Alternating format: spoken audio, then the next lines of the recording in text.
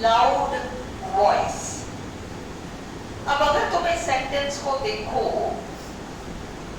तो she speaks, कैसे speak करती है? In a loud voice speak करती है। इन अ लाउड वॉइस आपका प्रेपोजिशनल फ्रेज है।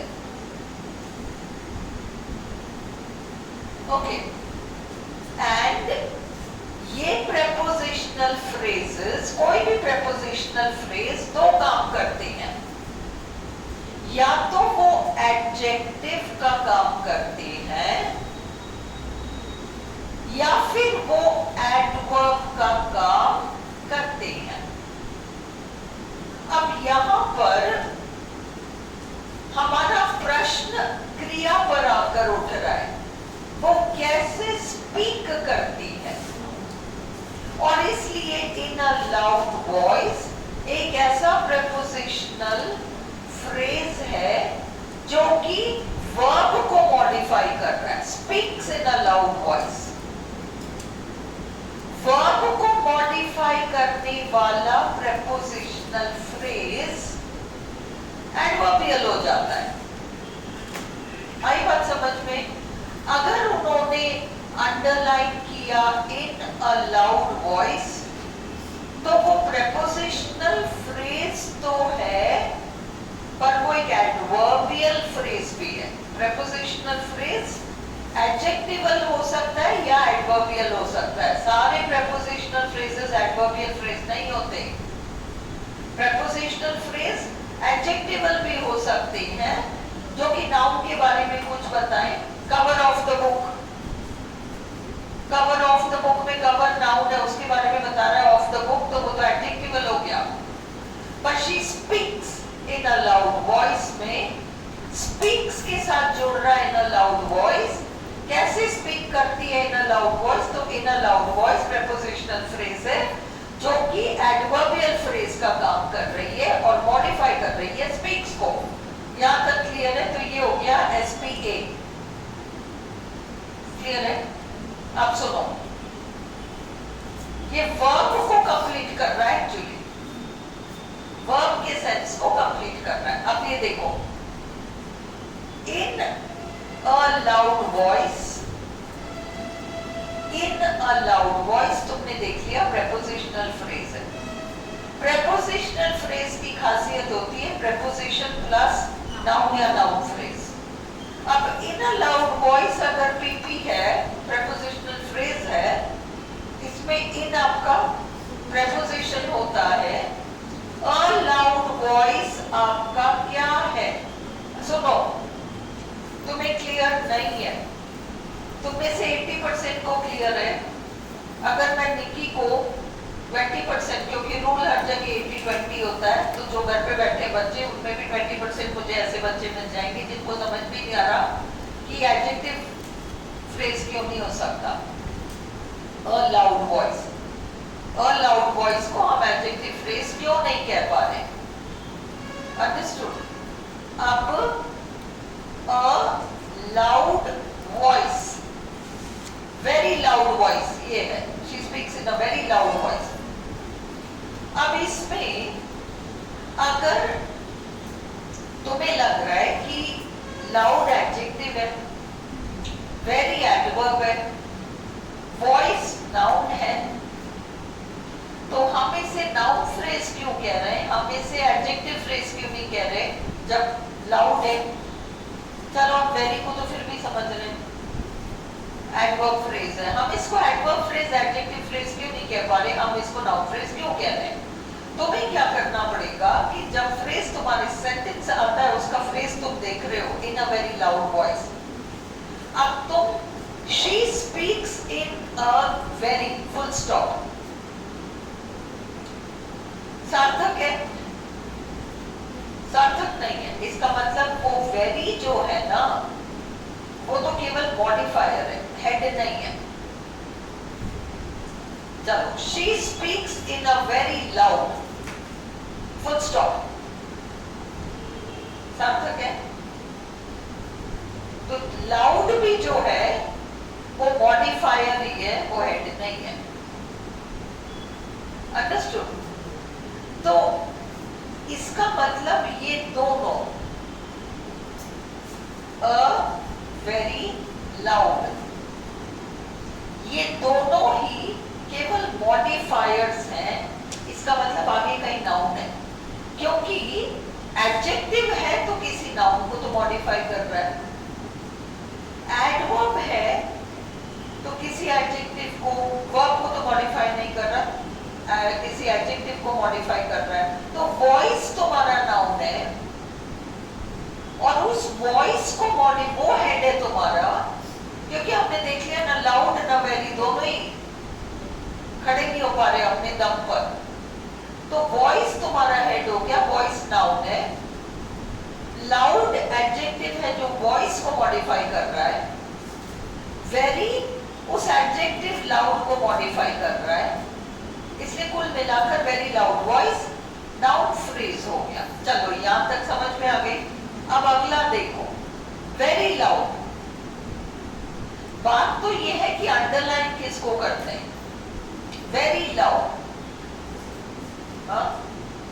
वेरी लाउड में she speaks in a very voice, loud को हटा दो। तुम देख रहे हो वेरी और लाउड दो शब्द हैं, एक एडवर्ब है एक एडजेक्टिव है, एक एडवर्ब है एक एडजेक्टिव है। अब हम क्या बताएं, एडवर्ब फ्रेज बताएं, एडजेक्टिव फ्रेज बताएं? अब तुम्हें क्या करना पड़ेगा, तुम सिर्फ किसी को वेरी कहोगे, she speaks in a very voice, सार्थक नहीं है। वेरी को उड़ा दो, she speaks in a loud voice, sensible है। लाउड क्या है, एडजेक्टिव है, ये एडजेक्टिव फ्रेज है very loud. Understood? She sings very sweetly.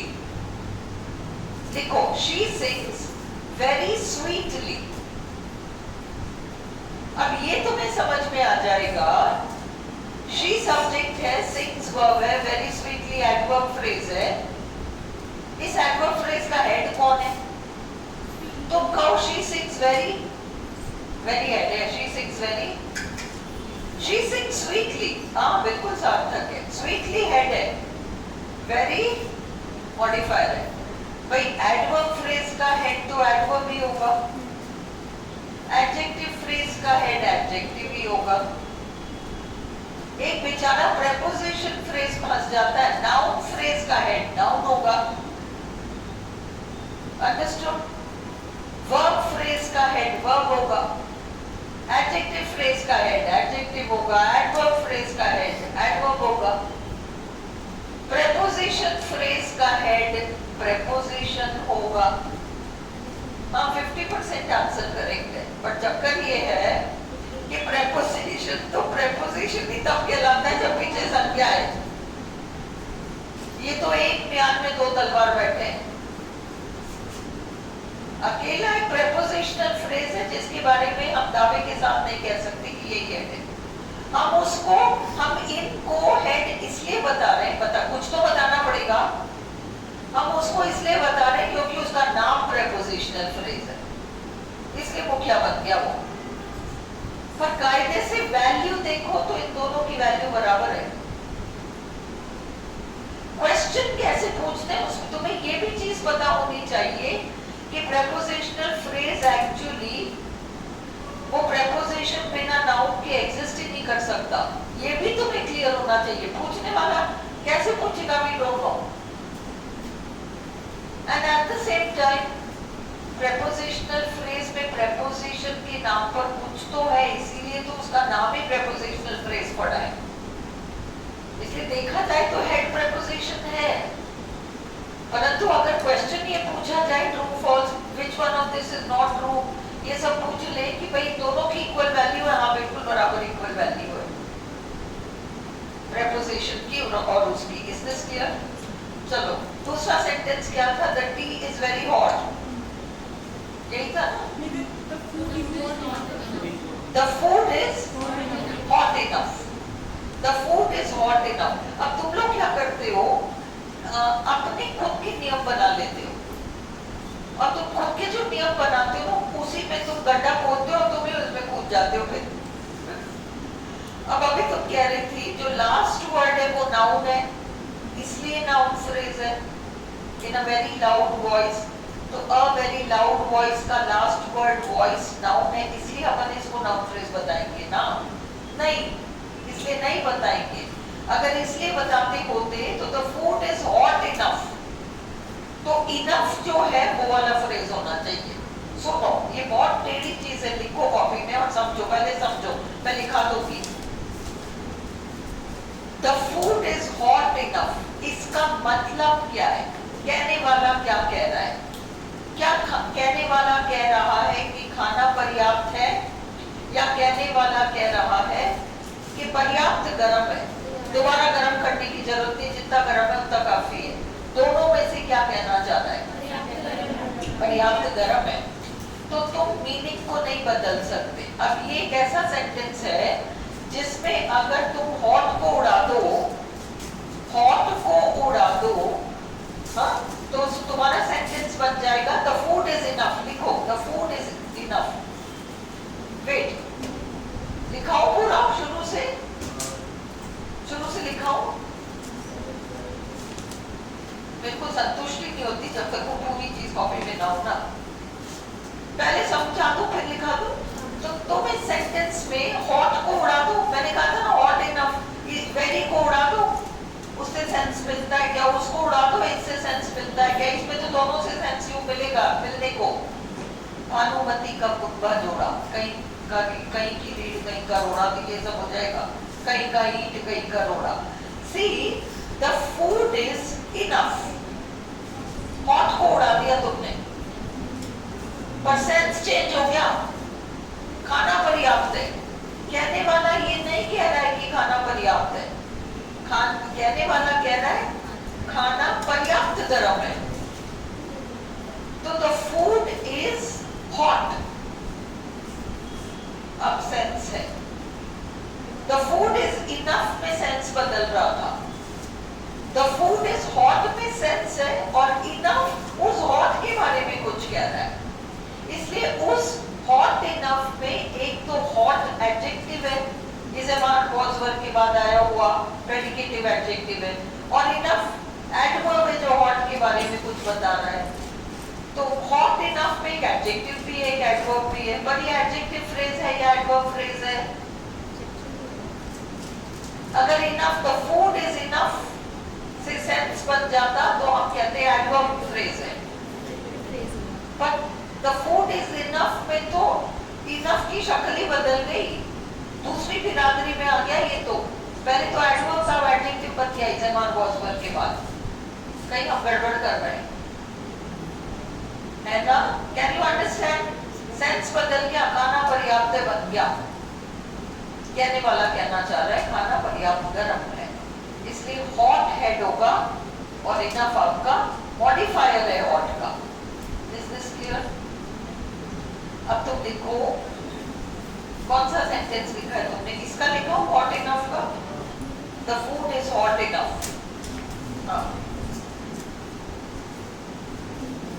The food subject है, इस आपका वीएल बबलिंग हो गया, हॉट इनफ आपका, हॉट इनफ आपका एडजेक्टिव फ्रेज है, हॉट इनफ आपका एडजेक्टिव फ्रेज है। आगे लाइन में लिखो कैसे पता एडजेक्टिव फ्रेज है। हॉट इनफ एडजेक्टिव फ्रेज कैसे है? हॉट इनफ एडजेक्टिव फ्रेज कैसे है?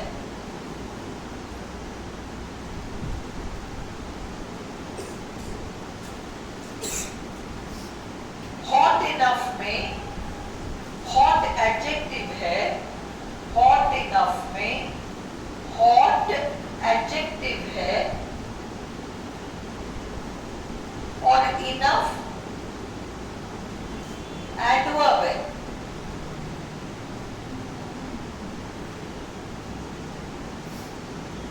अतः हॉट इनफ में एक एडजेक्टिव है और एक एडवर्ब है। अतः हॉट इनफ में एक एडजेक्टिव है और एक एडवर्ब है।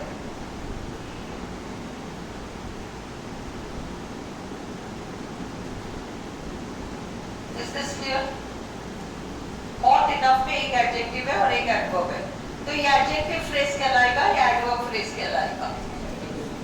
ये अगर हम टेस्ट करना चाहें, देखो अगर हम टेस्ट करना चाहें, चेक करना चाहें, अगर हम चेक करना चाहें कि ये एडजेक्टिव फ्रेज है या एडवर्ब फ्रेज है, कि ये एडजेक्टिव फ्रेज है या एडवर्ब फ्रेज है,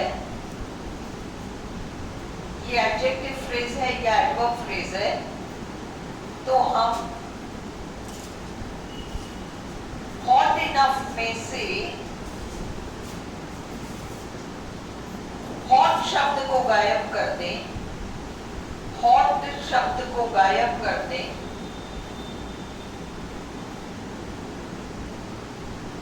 फुल स्टॉप। अब हमारा सेंटेंस बनेगा the food is enough, the food is enough.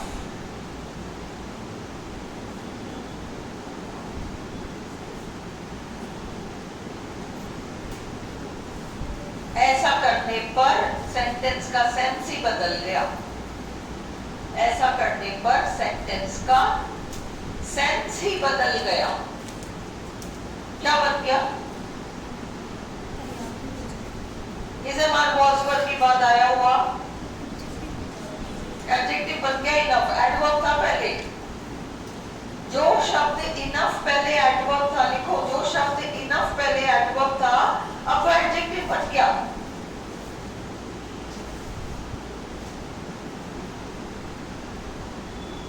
और सेंटेंस का सेंस ही बदल गया, और सेंटेंस का सेंस ही बदल गया।